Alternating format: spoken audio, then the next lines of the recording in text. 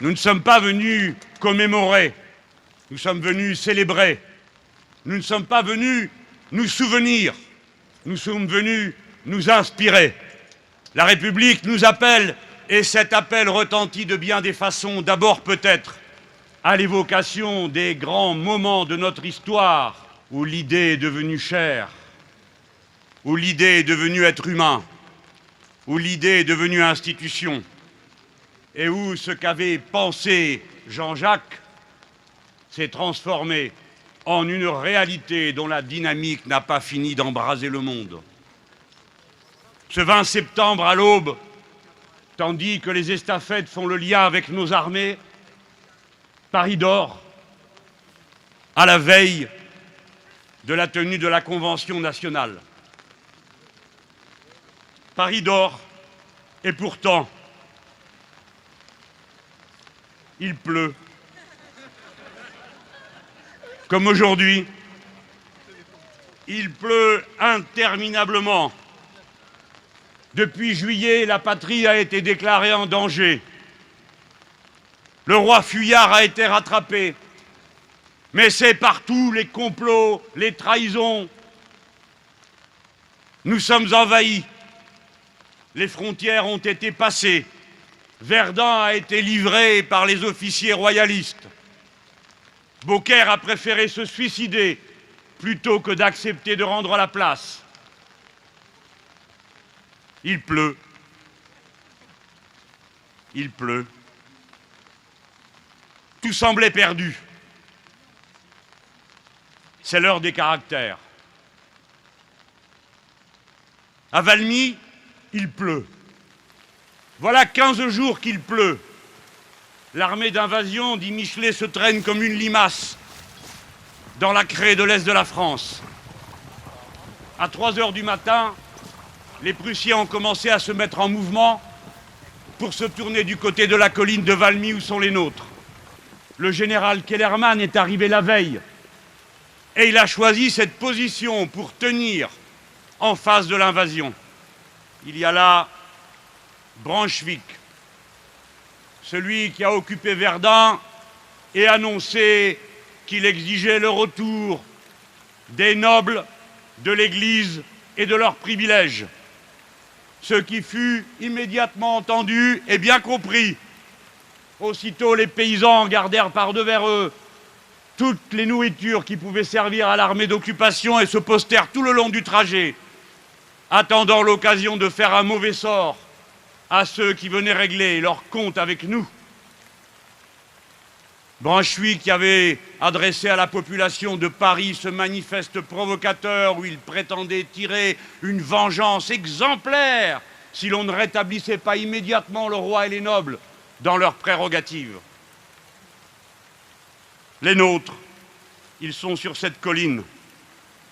Ce sont les fédérés venus d'abord à Paris, députés bretons qui ont fondé le club des Jacobins, provençaux, parisiens, membres des gardes nationales, quelques éléments de l'ancienne armée d'Ancien Régime, et puis venus par centaines les membres des sections parisiennes, au point qu'on ne sait où les mettre. On les intercepte en route, on tâche de leur demander de ne pas aller encombrer les fils de nos armées. Il pleut. À 7 heures du matin, les Prussiens émergent de la brume. La canonnade est commencée, elle va durer toute la journée.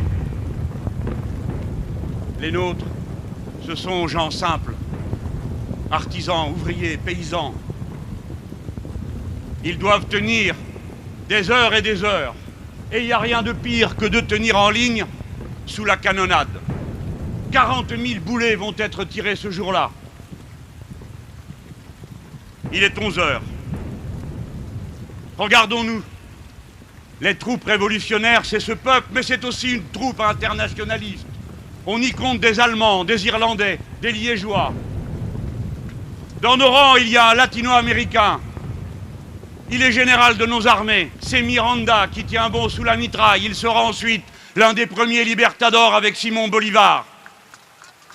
Et l'élan commencé sur la colline continue aujourd'hui là-bas, dans les Caraïbes, Le 20 septembre, à 11 heures, l'ennemi se met en colonne et les nôtres de même. Kellermann fait passer la consigne, il ne faut pas tirer et attendre. On recevra la baïonnette. La baïonnette? Et voilà nos paysans, nos braves artisans, les doigts engourdis par le froid de ce jour qui ne se réchauffe pas, qui installent les baïonnettes à la pointe des fusils.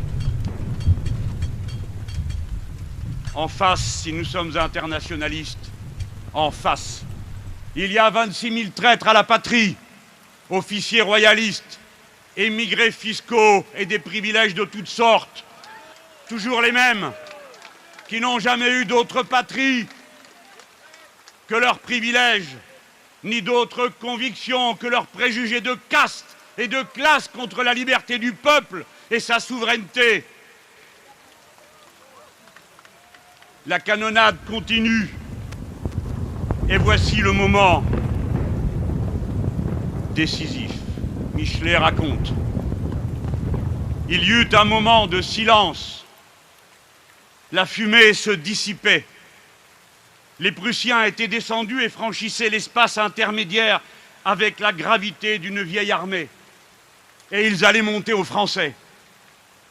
Brunswick alors dirigea sa lorgnette et vit un spectacle surprenant, extraordinaire.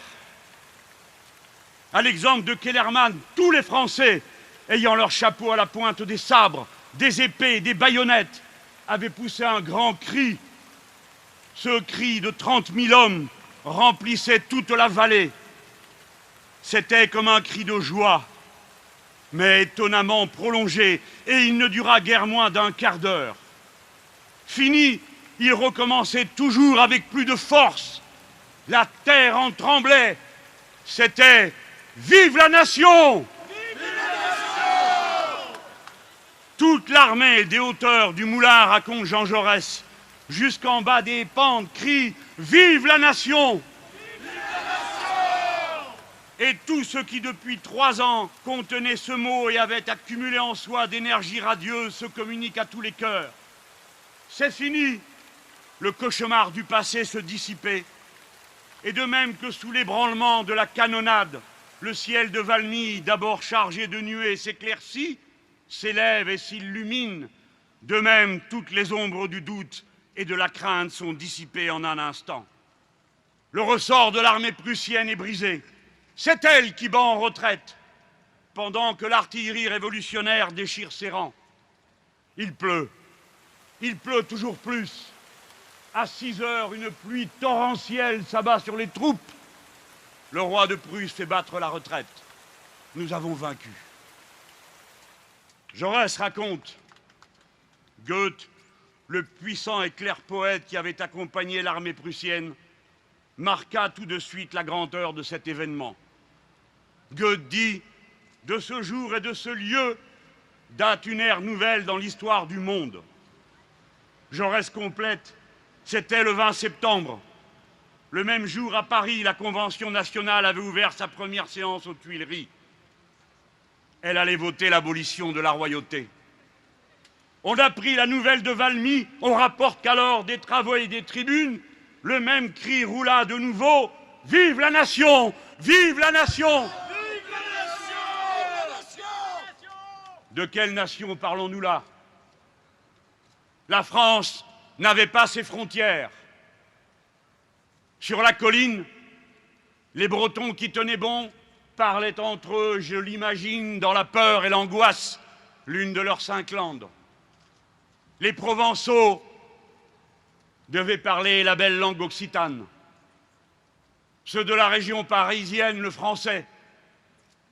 Ainsi, ils ne parlaient pas la même langue, ils ne juraient pas le même Dieu, ils n'avaient pas les mêmes unités et poids de mesure, car tout cela, c'est la révolution et la liberté qui l'a rendu possible. La nation que nous avons constituée n'a jamais été une nation ethnique. Ce qui fait sens dans la Révolution et dans la République que nous avons créée, ce n'est pas la continuité trompeuse des lieux et des personnages, c'est la rupture, le grand bouleversement qui a abattu d'un seul pan tout l'ordre ancien pour créer non seulement un État nouveau, mais osons le dire, une humanité nouvelle, fondée sur la liberté, l'égalité, la fraternité, quelle que soit la langue que l'on parle, quel que soit son genre et la couleur de sa peau. Voilà quelle est la République française, une et indivisible, non du fait de ses frontières, mais de ce seul fait que son peuple est un et indivisible, puisqu'il a partout les mêmes droits et que la loi étant votée par tous, elle s'applique à tous de la même manière, puissants ou misérables, liberté et égalité qu'il s'agit de reconquérir. La République n'a pas fondé le droit du peuple français. La Révolution n'a pas été faite pour les Français. Elle a été faite pour des droits humains applicables à toute personne humaine. La République française n'est pas occidentale. Elle est aussi universaliste que l'étaient ses premières troupes et qu'elle le reste alors même qu'elle est présente dans tous les océans du monde et que sa plus longue frontière extérieure, par la Guyane, est avec le Brésil. La République n'est pas un régime neutre. C'est un régime qui proclame l'égalité, la liberté et la fraternité contre toutes les évidences de la nature et des différences de privilèges liées à la naissance. Et c'est parce que la France est déchirée d'inégalités, travaillée d'absurde xénophobie, de racismes imbéciles, mais peut-il y en avoir un autre, qu'il faut la refonder et que ce nouveau grand peuple qui est parmi nous, formé comme chaque fois de la nouvelle génération, doit redéfinir sa règle commune en redéfinissant sa constitution. C'est bien pourquoi l'histoire de la Révolution a toujours été controversée. C'est bien pourquoi encore aujourd'hui, elle fait l'objet de tant de calomnies. C'est bien pourquoi encore aujourd'hui, on trouve tant de benets intéressés pour aller faire l'apologie du roi ce traître, qui paraissait si banal dans son pouvoir, lui qui s'intéressait après les frasques de Louis XV à la serrurerie et à l'éducation de ses enfants comme tout un chacun, et la reine si légère, si frivole, qui jouait à la bergère. Ces deux-là conspiraient contre la patrie, appelaient l'invasion pour rétablir leurs privilèges, payer des parlementaires et des journalistes pour répandre leurs complots. Et c'est après tout cela qu'on trouve encore des films, des livres, des bandes dessinées pour jeter des grosses larmes sur nos oppresseurs, tandis qu'on n'aurait, pour ceux qui nous ont libérés, que des mépris et des caricatures, à commencer par celles qui sont faites contre Maximilien Robespierre, dont nous nous honorons de dire qu'il est un exemple et une source d'inspiration pour nous.